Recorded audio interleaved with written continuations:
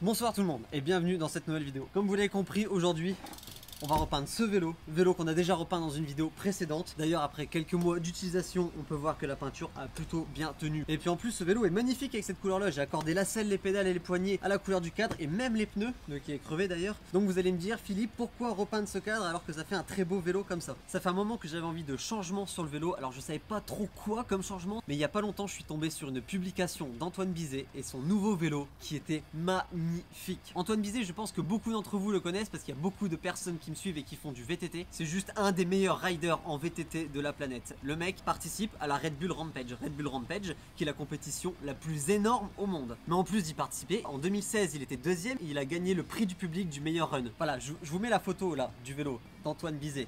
Il n'est pas juste magnifique. Le but de la vidéo d'aujourd'hui est donc de vous montrer s'il est possible ou non de repeindre un BMX correctement avec de simples bombes de peinture achetées en magasin de bricolage. Sachant que moi j'ai absolument aucune notion en peinture. J'espère que je vais pas me retrouver avec un vélo dégueulasse au final. Je crois qu'il y a mes voisins qui me regardent faire ma vidéo depuis leur fenêtre. C'est vraiment très gênant. Les 5 couleurs que j'ai choisies pour faire le cadre sont simplement les couleurs de l'arc-en-ciel. On a donc le rouge qui sera à l'avant du cadre, ensuite le jaune, vert au milieu, le bleu et le violet pour finir. Je me pose déjà la question de comment je vais faire les jonctions entre les différentes couleurs. Est-ce que je me sers de scotch ou au contraire est-ce que je fais exprès de mélanger les peintures pour faire une sorte de dégradé? Si parmi vous il y a des experts en peinture, dites-moi comment vous auriez fait pour le repeindre justement avec ces couleurs là. Bon, bien évidemment pour peindre proprement un vélo il faut commencer par le démonter entièrement, ça va de soi.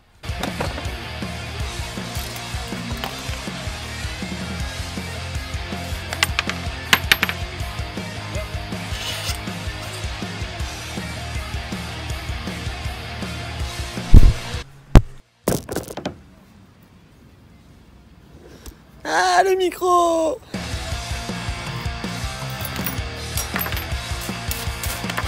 Ok, ça y est, le cadre est parfaitement démonté. J'ai regardé les rushs et ça m'a pris une petite dizaine de minutes pour démonter le vélo entièrement, sachant qu'en plus je devais me filmer et bouger la caméra. Maintenant on passe à la partie la plus chiante et surtout une partie à ne pas négliger si on veut que la peinture accroche bien, c'est le nettoyage et le ponçage du vélo, du cadre. On refait pas tout le vélo. Le petit papier à poncer et le petit masque parce que c'est pas très bon de respirer la poussière de ponçage, tu vois, pour tes poumons, tout ça. Aïe, oh, nickel.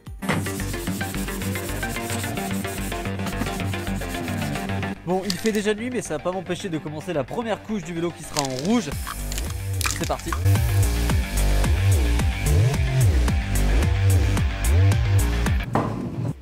Ok, en attendant que la première couche de peinture sèche sur le cadre, je vais m'occuper de ce qui va me servir à faire les jonctions entre les couleurs. J'ai trouvé ce vieux rouleau d'autocollant couleur léopard. Ne tenez pas compte de ce motif très beauf. Mon idée est la suivante, je vais découper des figures géométriques que je vais ensuite coller sur mon cadre. Je vais peindre et après quand je vais retirer le motif, normalement ça fera un truc stylé sur le cadre. Et je viens enfin de comprendre à quoi m'ont servi mes cours d'art plastique au collège. Je me trouve donc avec un truc qui ressemble à ça. Voilà, je vais coller comme ça sur le cadre. Normalement ça fera une fondue entre les différentes couleurs. C'est parti pour la deuxième couche de peinture. J'ai protégé la première couche comme j'ai pu avec du cellophane, j'ai rien trouvé d'autre. De retour à la maison avec le cadre qui a presque séché. Là je stresse, c'est le moment d'enlever les petits autocollants. Je sais pas du tout si ça a marché ou pas.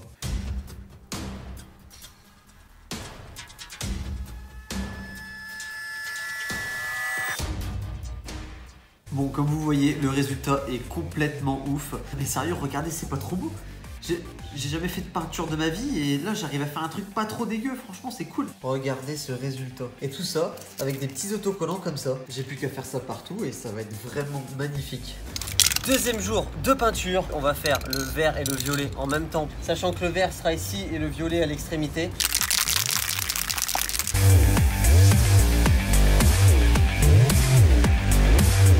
Bon, ça y est, la couleur verte et la couleur violette sont finies. Et il y aura le bleu qui viendra ici et là en fait. Voilà. On va poser les petits autocollants et après c'est terminé. Ça y est, le cadre est protégé pour la dernière étape pour le bleu. Ce coup-ci, j'ai mis vraiment beaucoup d'autocollants. Bon, pour l'instant, ça ressemble vraiment à rien. Mais normalement, ça va. Qu'est-ce que tu fais là, toi encore ?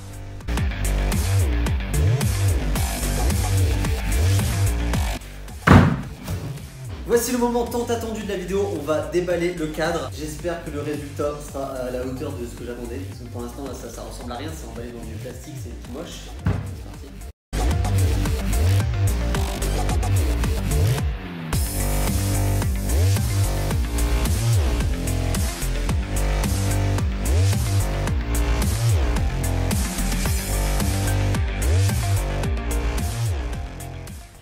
On se retrouve quelques jours plus tard, tout simplement parce que j'ai eu un petit problème avec le cadre. J'ai voulu mettre une grosse couche de vernis pour protéger ma belle peinture, sauf que ça a mis beaucoup de temps à sécher. Peut-être que les connaisseurs peuvent m'expliquer pourquoi, mais même quelques jours après, quand je touchais au vernis, il était toujours un petit peu mou. Alors je sais pas, je me suis dit peut-être que je peux le mettre dans mon four ou je laisse au soleil. Je savais pas trop quoi faire. Bon, on va arrêter de faire durer le suspense, je vais vous montrer le résultat final du cadre.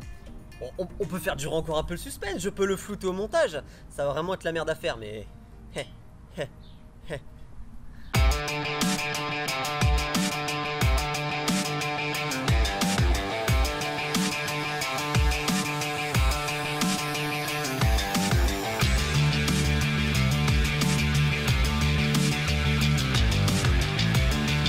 On va donc passer tout de suite au montage du nouveau cadre. On va enlever l'ancien cadre vert, on va mettre celui-ci à la place.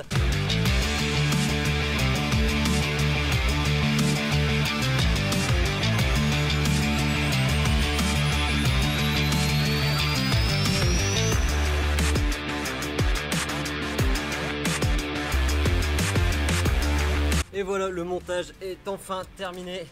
Ah non, il manque la selle. J'hésitais justement à mettre cette selle là parce que j'ai un petit tube là qui est multicolore, donc je me suis dit que ça pouvait bien aller avec le cadre plutôt que de mettre une selle noire. Un peu de couleur, ça fait pas de mal.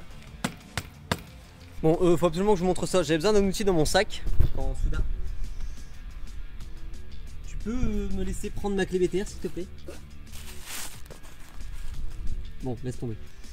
Bon, ça y est, le montage est terminé. Je suis plutôt satisfait du résultat. Maintenant, est-ce que ça va aussi bien à faire des tricks avec qu'en couleur?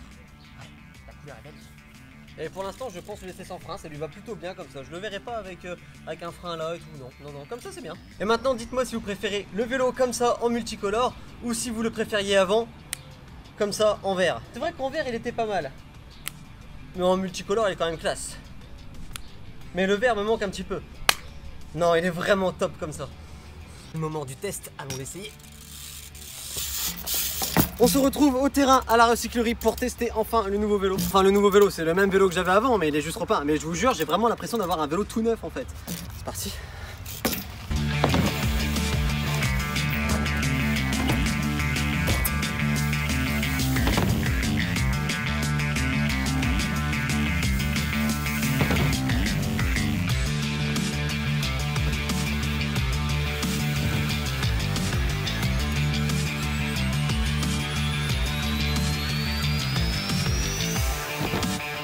Je te jure mec, c'est trop bien. J'ai l'impression, quand je roule, j'ai un arc-en-ciel entre les jambes. Du coup, pourquoi tu ferais pas gagner à tes abonnés? Le faire gagner à mes abonnés. Bah ouais, pourquoi pas. Quand j'aurai 100 000 abonnés sur la chaîne YouTube.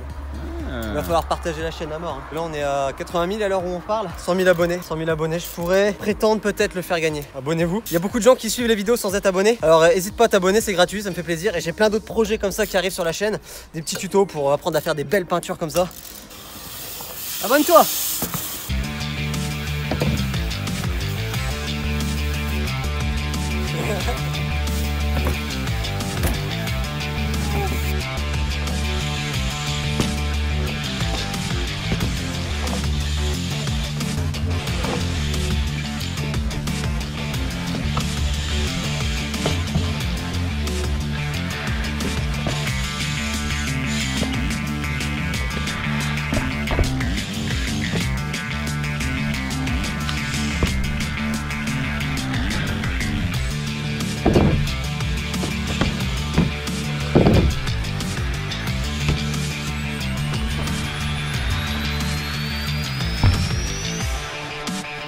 Merci à tous d'avoir regardé cette petite vidéo, j'espère que ce petit tuto peinture va vous servir et que ça vous a plu.